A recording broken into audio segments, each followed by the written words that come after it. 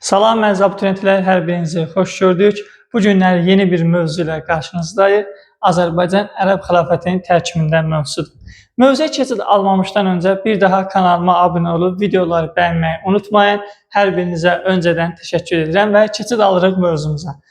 Demək, Azərbaycan Ərəb xilafətinin tərkibində ümumiyyətcə Ərəb dövləti 630-cu ildə yaranıb. 630-cu ildə yaranıb, paytaxtı ilk dəfə olaraq Məkkə şəhəri olub və Ərəb dövləti yaranandan sonra başlayır qonşu ölkələrin ərazisinə hücumlar təşkil etməyə. Və ilk olaraq Sasanilər dövlətinin ərazisini hədəf seçirlər. 630-cu ildə Sasanilərin tabeliyində olan İraq və Şam ərazisinə ələ keçirirlər. Sonra isə paytaxtına doğru hərəkət edirlər. 636-cı ildə Kadisiya döyüşündə ərəblərlə Sasanilər arasında baş vermiş döyüşdə Sasanilər məğlub olur və bir şey də qeyd edin, bu testdə çox düşür.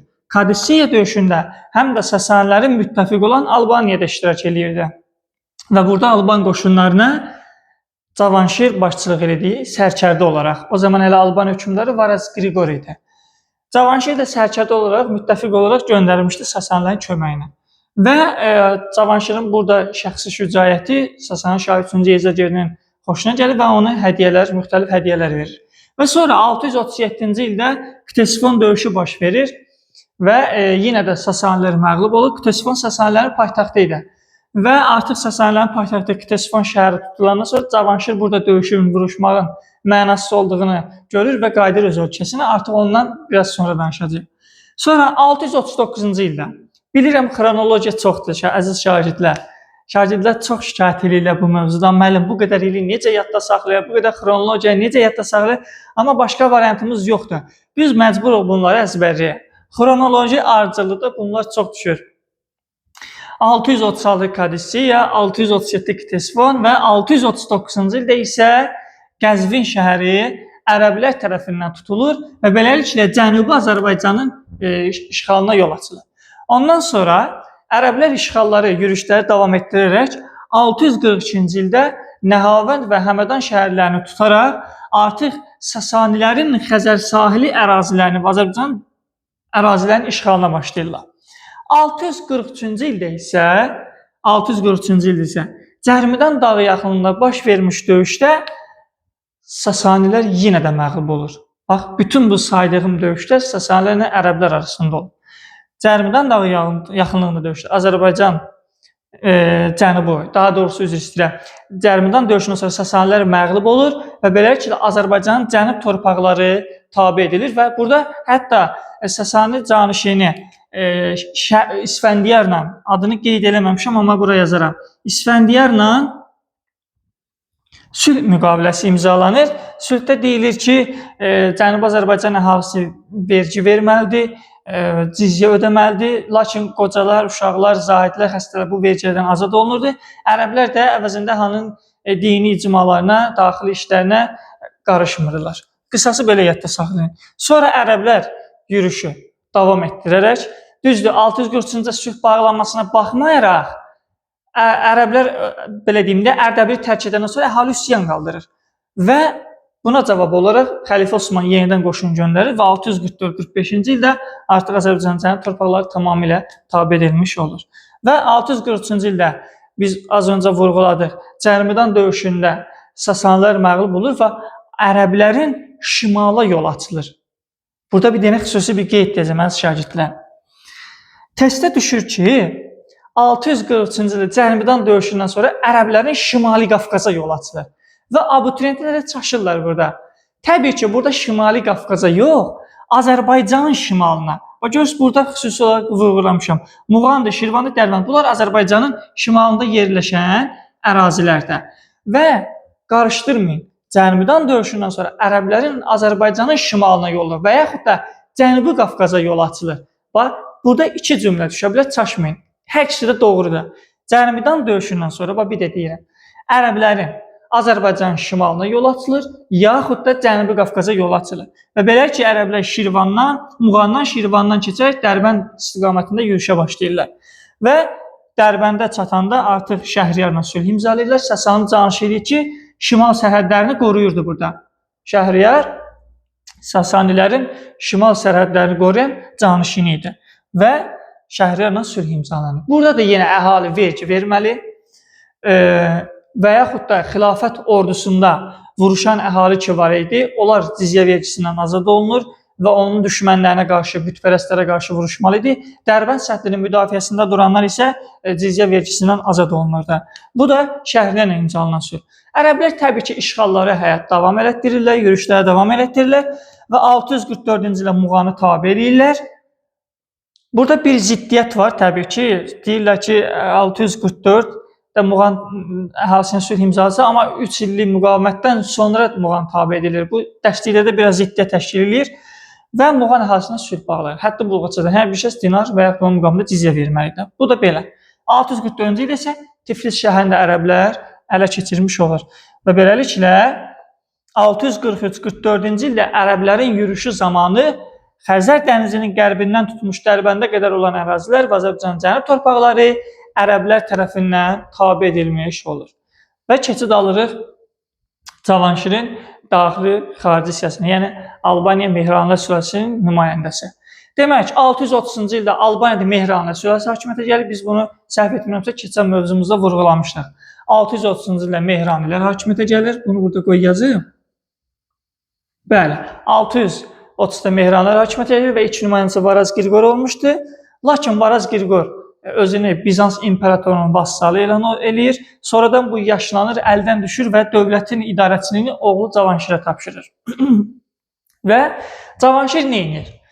Hakimiyyətə gələndə başlayıb bir sıra tədbirlər həyata keçirməyə və daxili xarici siyasəti. Daxili siyasəti bu idi ki, ölkədə sabitlik yaratmaq, quruculuq, abadlıq işləri qurmaq və həmçinin şairləri müdafiə etmək. Və 651-ci artıq Sasani dövləti süqut eləyir.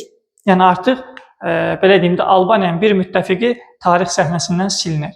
Və ondan sonra Cavanşir xarici siyasətdə başlayıb Bizans dövləti ilə yaxınlaşmağa. Kimə qarşı? Ərəblərə qarşı. Və 654-cü ildə Albaniya Bizans ittifaqı yaranır ki, ərəblər nə zamansa hücum etsə birgə mübarizə aparacaqlar. Və təbii ki, Bizans dövləti burada öz belə deyim də vədinə əməl eləmir, ittifaqa sadiq qalmır və bunu biraz sonra deyəcək. Və ona görə də artıq 662-ci ildə ölkə başqa bir dövlətin, qonşu dövlətin hücumuna məruz qalır, Xəzərlərin. Kür çayı sahilində baş vermiş döyüşdə artıq Xəzərlər məğlub olur, Cavanşir onları ölkədən qovur. Lakin 2 il sonra 664-cü ildə isə Xəzərlər yenidən Albaniyaya yürüş eləyirlər və bu dəfə artıq Albaniya məğlub olur. Cavanşir məcbur qalır sülh imzalasın və sülhə görə ələ keçirilmiş bütün qənimətlər, əsirlər geri qaytarılır. Albaniya Xəzərlərdən asılı vəziyyətə düşür və hətta qohumluq əlaqələri yaranır. Yəni Cavanşir Xəzər xalqının qızı ilə evlənir. Və yoldaşlar, elə ki 661-ci ildə Əməvilər hakimiyyətə gəlir, yəni Ərəb xilafətində, Cavanşir müəyyən qədər siyasətində dəyişiklik edir. Bizans dövlətindən uzaqlaşaraq artıq Əməvilərlə, Ərəblərlə yaxınlaşmağa başlayır. Siyasətin dəyişir. Və 2 dəfə 667, 670-ci illərdə Dəməşq şəhərinə 2 dəfə səfər edir və orada Muaviyə ilə danışıqlar aparır. Birinci Muaviyə. Və Muaviyə ilə danışıqlar aparır. Danışıqlarda belə qərar alınır ki, Albaniyanın daxili müstəqilliyinə toxunulmasın. Xarici siyasətdə isə Albaniya xilafətdən rəsmən asılı dövlət elan olunur və vergilər 3/2-dən 3/1-ə qədər azaldılmış olur. Və beləliklə Ərəb-Albaniya ittifaqı yaranmış olur. Və təbii ki, bundan qısqanan Bizanspərəst feodallar, halbuki 654-cü ildə Cavanşir onlarla ittifaq yaratmışlar. Düzdür, burada biz əsas səhv Bizansın idi, ittifaqa sadiq qalmır. Amma bundan istifadə edən Bizanspərəst feodallar Cavanşiri qətlə yetirirlər, öldürürlər, sui-qəsd təşkil edirlər 681-ci ildə. Və ondan sonra hakimiyyətə Varaz Tridatı gətirir Əməvilər, lakin o da çox çəkmir hakimiyyətdə qalmağı. 705-ci ildə artıq Varaz Tridatı və ailəsini bir yerdə əsir götürürlər, aparırlar Dəməşq şəhərində edam elətdirirlər. Və beləliklə 705-ci ildə Albaniya dövləti süqut eləmiş olur. Yəni eradan əvvəl 4-cü əsrdə yaranmış Albaniya dövləti 705-ci ildə isə Ərəblər tərəfindən və Əməvilər sülaləsi tərəfindən süquta uğradı. Və keçid alırıq Azərbaycan uğrunda Xəzər-Ərəb müharibəsinə. Demək biz dedik ki, ərəblərin şimala, yəni Azərbaycanın şimalına ilk yürüşü 643-cü ildə Cərmudan döyüşü ilə başladı. Amma Dərbənddən şimala yürüşü isə 643-cü ildə başlayacaq və ilk toqquşma daha doğrusu Bələncə şəhəri yaxınlığında olacaq. Çünki ərəblər Avropanı işğal etmək istəyirdilər, Şərqi Avropanı. Və Dərbənddən şimala isə ilk yürüşləri uğursuz oldu. Çünki Xəzərlərlə toqquşmada, yəni Bələncər döyüşündə ərəblər məğlub oldu və geri çəkilməyə məcbur qaldılar. 10 il sonra isə ərəblər yenidən Xəzər sahili ərazilərə və Azərbaycanın şimalına qoşun göndərirlər və 2-ci Bələncər döyüşündə yenə də ərəblər məğlub olurlar. Və burada bir xüsusi qeyd edeyim. 10 illik müqavimətdən sonra nəhayət ki, Azərbaycanın şimalı burada da asılı vəziyyətə salınır. Asılı vəziyyətə, buna xüsusi diqqət edin. Və ərəblər bir qədər müqavimətdən sonra isə 722-ci ildə nəhayət ki, Xəzərlərin paytaxtı olan şəhərlərdən biri ki var idi, Bələncə. Bələncəni tuta bilirlər. Təbii ki, bu üstünlüyü axıra qədər saxlaya bilməyəcəklər. Çünki 8-ci əsrin 30-cu illərində Xəzərlər ərəblərə üzərinə əks hücuma keçirlər və Ərdəbilə qədər sıxışdırır bunları və Ərdəbilə qədər gəlib çatır Xəzərlər. Və nəhayət 731-ci il Ərdəbil yaxınlığındakı Savalan dağının yaxınlığında baş vermiş döyüşdə ərəblər Xəzərlər tərəfindən məğlub edilirlər. Və bu döyüşdən sonra, testə düşə bilər, Savalan döyüşündən sonra ərəblər Diyarbəkir və Mosul şəhərlərini də ələ keçirirlər. Və ərəblər əlavə qüvvələr sayəsində nəhayət ki, Xəzərlərin hücumlarını Hilat şəhəri yaxınlığında dayandıra bilirlər və Xəzərləri artıq ölkədən tamamilə çıxarırlar. Və nəhayət Azərbaycan uğrunda Xəzər-Ərəb müharibəsi sonda, yəni 8-ci əsrin sonunda ərəblərin qələbəsi ilə başa çatır və beləliklə 8-ci əsrin sonunda Xəzər-Ərəb müharibəsi bitir və müəyyən qədər Azərbaycanda nisbi sabitlik yaranmış olur. Bu da mövzumuzun birinci hissəsi. Növbəti hissəni isə gələcək dərslərimizdə izah edəcəm. Çünki bu mövzu çox böyük mövzudur deyə bunu 2 dərsə izah etməyi düşündüm. Sağ olun əziz abituriyentlər, hər birinizə uğurlar olsun.